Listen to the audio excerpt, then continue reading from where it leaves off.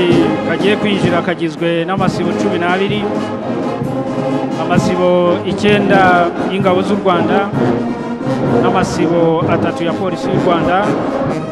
Bakaba binjiye barangajwe imbere n'itsinda rya muzika riyobowe na Lieutenant Jean-Claude Bitingimana yungirijwe na Lieutenant Frank Kamugisha.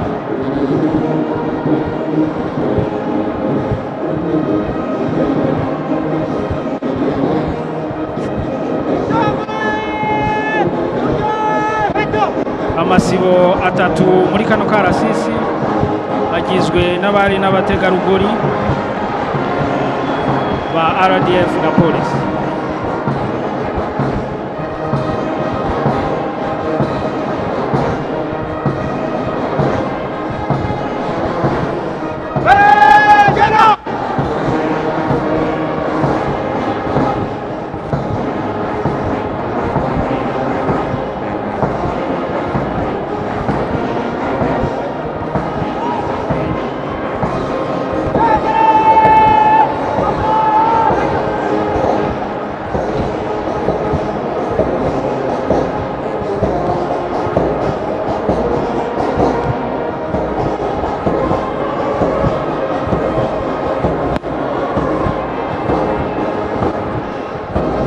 Umuyobozi winjije akarasisi yitwa Captain Jane Natamba.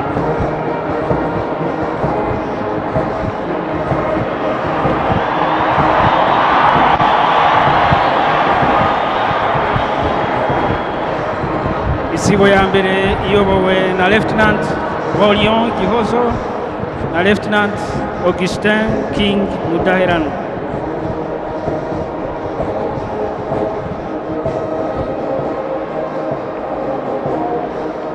Isibo ya kabiri iyobowe na Lieutenant Serge Niyonkuru na Lieutenant Amon Kamugisha.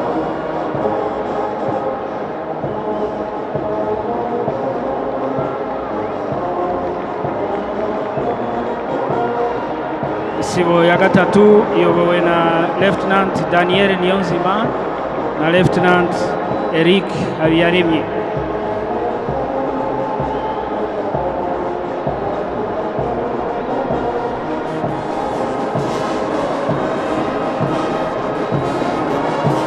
Isibo ya kane iyobowe na Lieutenant Annette Mutesi na Lieutenant Ruth Ingabire.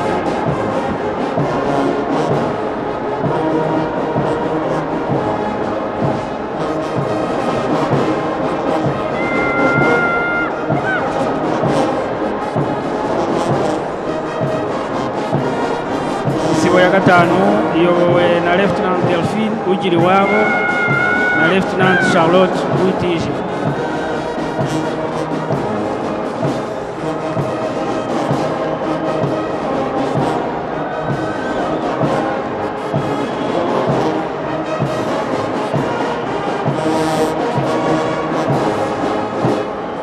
Isibo ya gatandatu iyobowe na Lieutenant Justin Niyonzima na Lieutenant Frank Mumvaneza.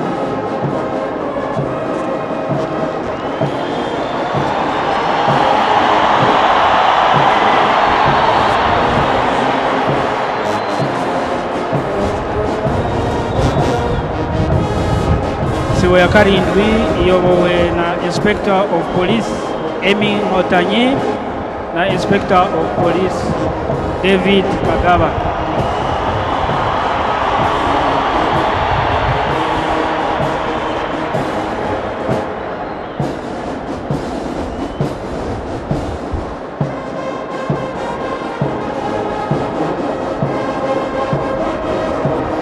Isibo ya munani iyobowe na Inspector of Police Chantal Uwera na Inspector of Police Julien Wakubirwa.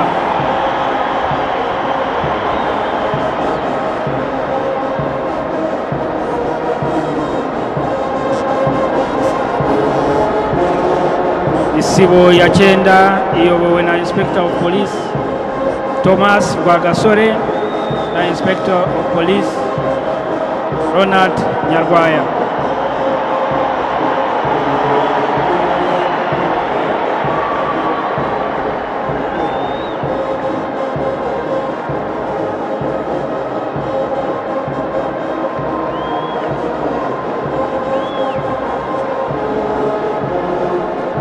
isibo ya 10 iyobowe na Lieutenant Valence Ngabirinda na Lieutenant Emmanuel Ufiteyezu.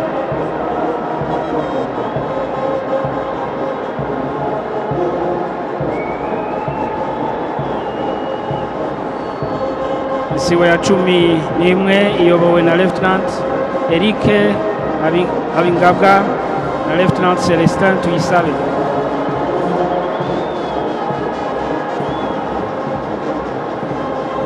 Isibo ya 12 ari nayo ya nyuma iyobowe na Lieutenant Olivier Nsengiyumva na Lieutenant Diogene Musare.